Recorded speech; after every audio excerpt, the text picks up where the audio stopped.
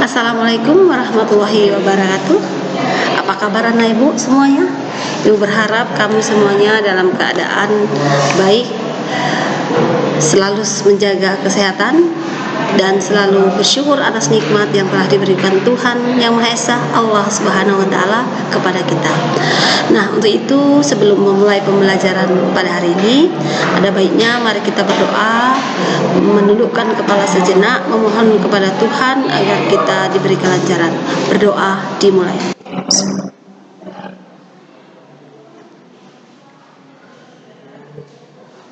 Doa selesai.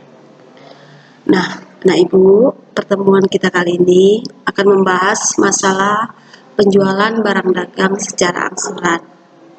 Tujuan dari kegiatan pembelajaran kali ini diharapkan kamu nantinya setelah mempelajari materi ini mampu mencatat transaksi penjualan angsuran dari mulai terjadinya transaksi, penerimaan piutang, pencatatan bunga angsuran, sampai menyajikannya dalam laporan keuangan, khususnya laporan laba rugi. Maka Ibu berharap kamu dengarkan dan kamu perhatikan dengan teliti. Penjualan angsuran adalah penjualan barang dagang dengan, Ibu ulang, penjualan angsuran adalah penjualan barang dagangan atau jasa yang dilaksanakan dengan perjanjian. Sampai di sini Ibu jelaskan.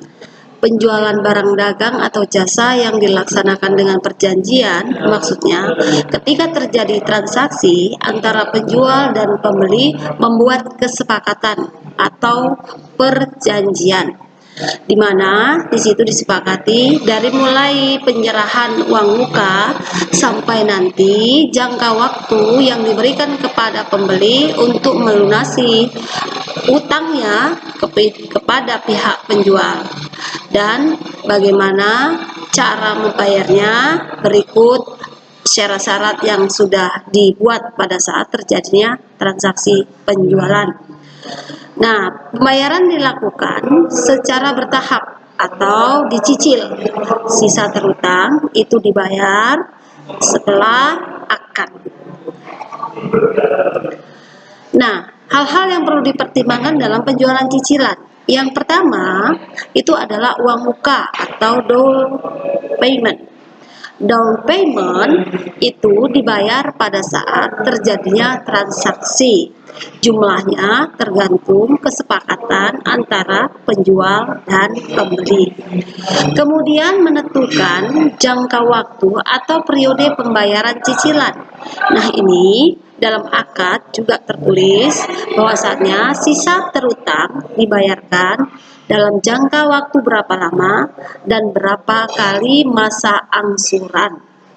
Yang berikutnya, jumlah atau besarnya pembayaran angsuran. Nah, ini cicilan atau jumlah cicilan yang dibayarkan kepada pihak kreditur atau pihak penjual itu ditetapkan pada saat terjadinya transaksi sesuai dengan sisa terutang dibagikan kali masa angsuran. Nah, pencatatan penjualan angsuran itu ada dua macam. Kita bahas satu persatu ya. Oke, yang pertama, laba diakui saat penjualan dilakukan, atau metode ini lebih dikenal dengan istilah accrual basis. Artinya, pada saat terjadi transaksi, laba langsung diakui. Kemudian dicatat sebagai laba. Nah, dalam menggunakan metode ini ada beberapa ketentuan, yaitu laba diakui seluruhnya pada saat di mana penjualan dilakukan atau transaksi terjadi. Yang kedua, pada tahun berikutnya tidak diakui adanya lagi laba. Kenapa tidak diakuinya lagi ada laba? Karena di situ pada saat pertama kali terjadi transaksi sudah dicatat sebagai laba. Jadi di poin 2 ini dia hanya menerima piutang atau pembayaran yang sifatnya pelunasan piutang. Kemudian jika konsumen dibebani bunga, ini pendapatannya dicatat sebagai pendapatan bunga, bukan pendapatan penjualan angsuran. Hasil penagihan setelah tahun berjalan dianggap sebagai pengembalian pokok piutang. Artinya, tadi awalnya ini kan sudah dicatat sebagai laba.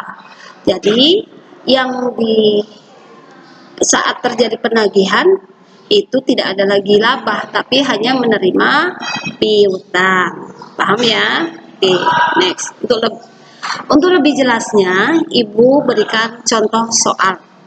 Nah, contoh soal pada tanggal 1 September tahun 2005, PT Graha Properti menjual 10 unit rumah dengan harga per kapling atau per satu unit 300 juta. Ya, 300 juta.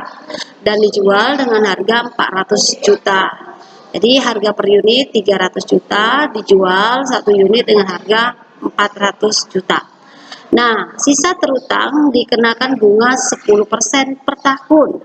Pembayaran angsuran dilakukan per semester, berarti 6 bulan sekali, selama 5 tahun.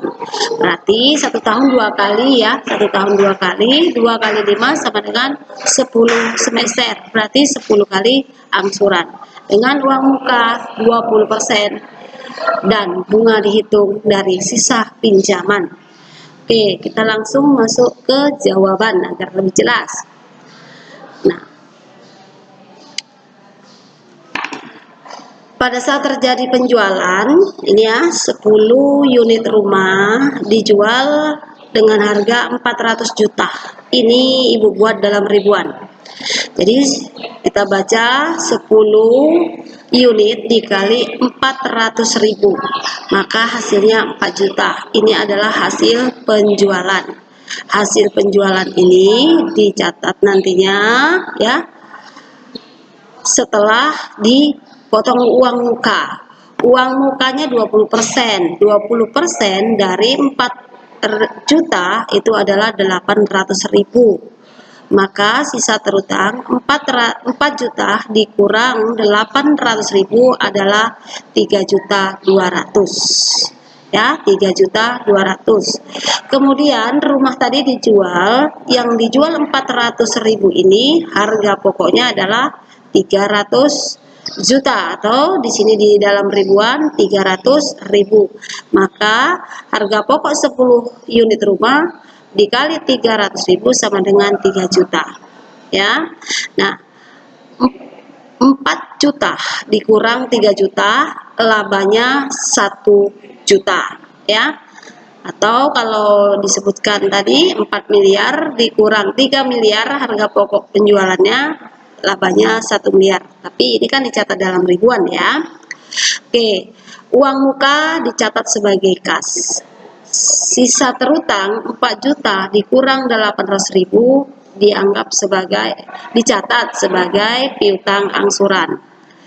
Harga pokok rumah ini ya dicatat dengan nama aktiva yang dijual, rumah. Kemudian labanya 4 juta dikurang 3 juta, 1 juta langsung dicatat sebagai laba, yaitu dengan akun laba penjualan angsuran 1 juta rupiah.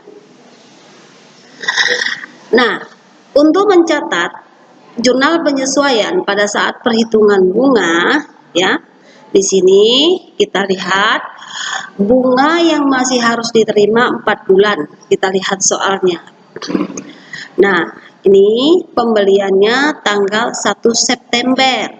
Kita sekarang tutup buku 31 Desember.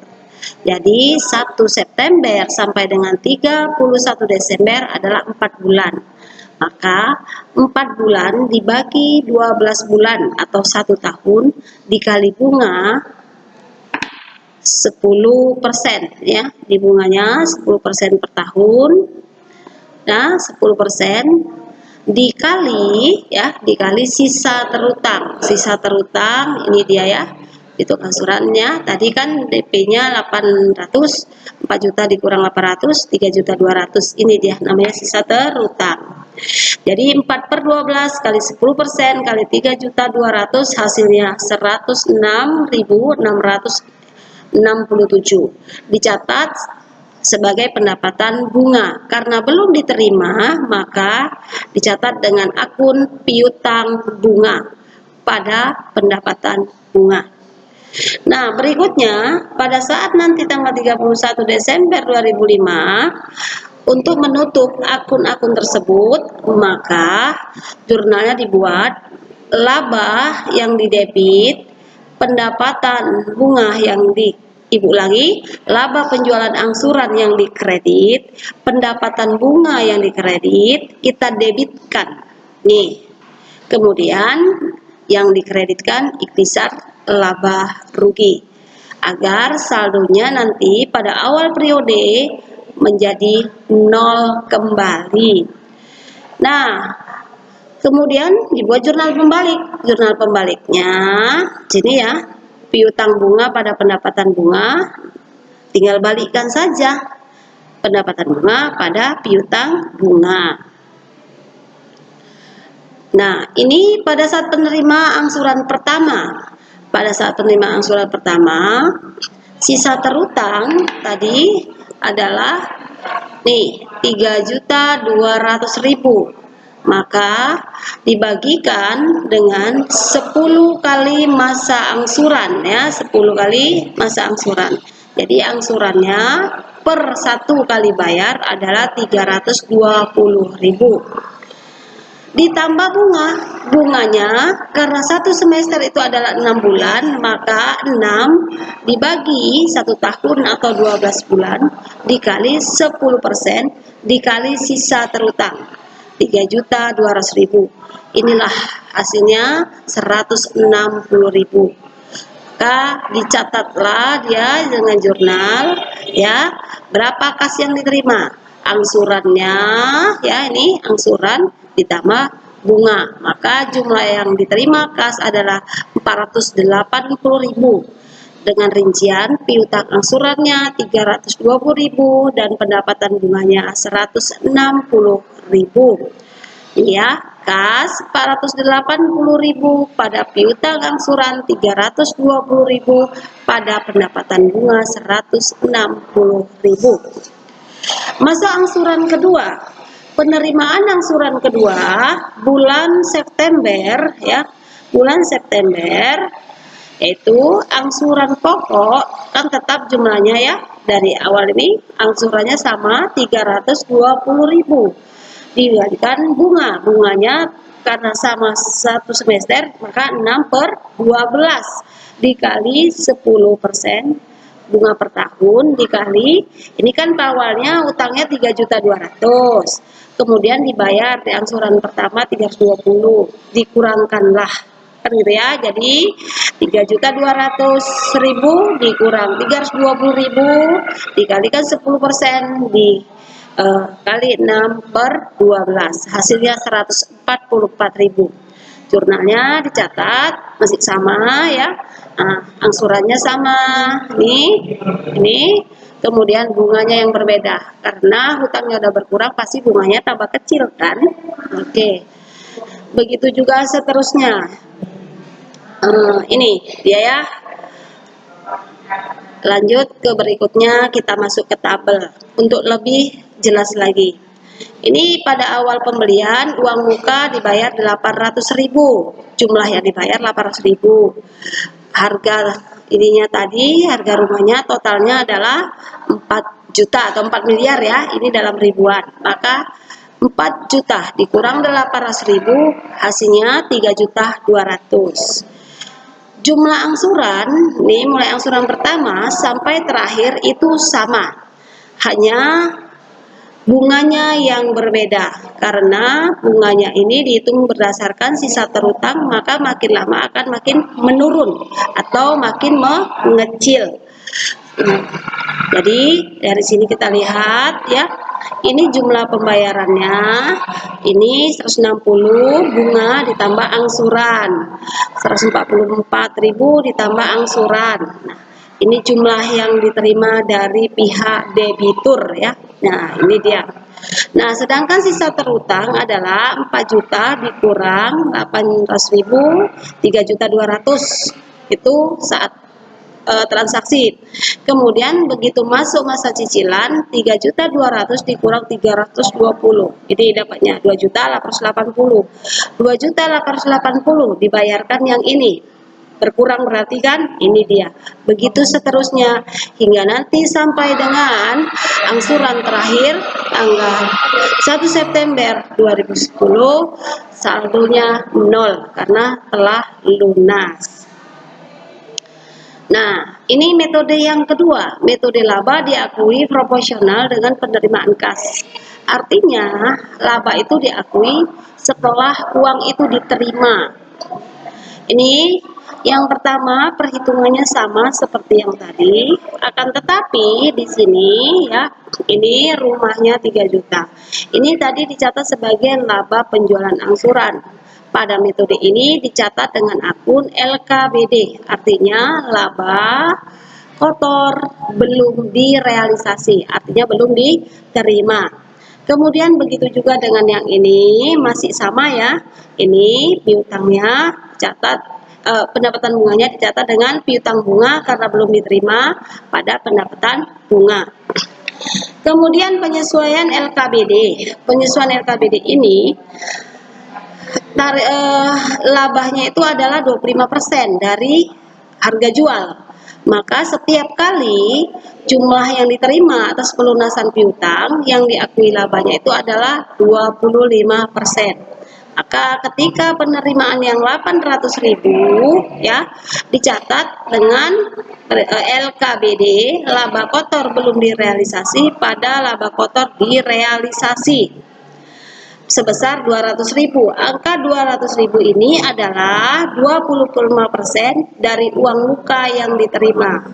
Ya, dari uang muka yang diterima yaitu 800.000. Kemudian untuk menutupnya di sini kalau tadi kan laba penjualan angsuran, ya. Sini catat dengan metode ini dicatat dengan laba kotor direalisasi. Dari sini ya, yang kredit menjadi debit, pendapatan bunganya kredit menjadi debit, lawannya atau kreditnya besar laba rugi. Jurnal pembaliknya yang ini ya. Nah, yang ini tinggal balik saja dong pendapatan bunga pada piutang bunga. Nah, next. Nah, pada saat penerimaan angsuran pertama, ya masih sama ini ya, kas piutang angsuran pada piutang angsuran pada pendapatan bunganya ini dia 60.000, 160.000. Kemudian penerimaan piutang kedua ini dia. Nah, untuk penerimaan untuk perhitungan laba seperti yang sudah dijelaskan tadi, tarifnya ketentuannya ya itu 25% dari hasil penjualan. Maka ini dapatlah yang diterima tadi adalah 640 juta ya, itu dapatnya 160.000. Maka laba kotor belum direalisasi tadi berkurang sebesar 160.000 dengan dikredit laba kotor direalisasi. Artinya ini laba ini benar-benar sudah diterima oleh perusahaan. Yang berikutnya yang ini tinggal balikan saja sama seperti tadi. LKD debit kredit, pendapatan bunga kredit kita debitkan. Kemudian kreditnya ikhtisar laba rugi. Oke, yang di sini tetap sama, tinggal balikkan pendapatan bunga kreditkan debitkan ya. Ibu ulangi, pendapatan bunga kredit jadi debit, yang debit jadi kredit agar saldonya kembali kepada 0. Oke, paham ya anak ibu? Nah, ibu berharap kamu bisa memahaminya dengan baik. Jadi demikianlah materi kita hari ini. Ibu berharap kamu belajar lebih giat, belajar lebih semangat walau kita tidak bertatap muka langsung. Oke, jangan lupa kerjakan tugas-tugasmu, kumpulkan tepat waktu, tetap jaga kesehatan. Namun sebelum pembelajaran ini kita akhiri, marilah kita berdoa, memohon perlindungan dari Allah Subhanahu wa taala, Tuhan Yang Maha Esa. Doa dimulai.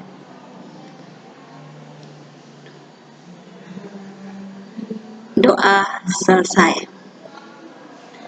Oke, sampai ketemu kembali anak ibu. Terima kasih.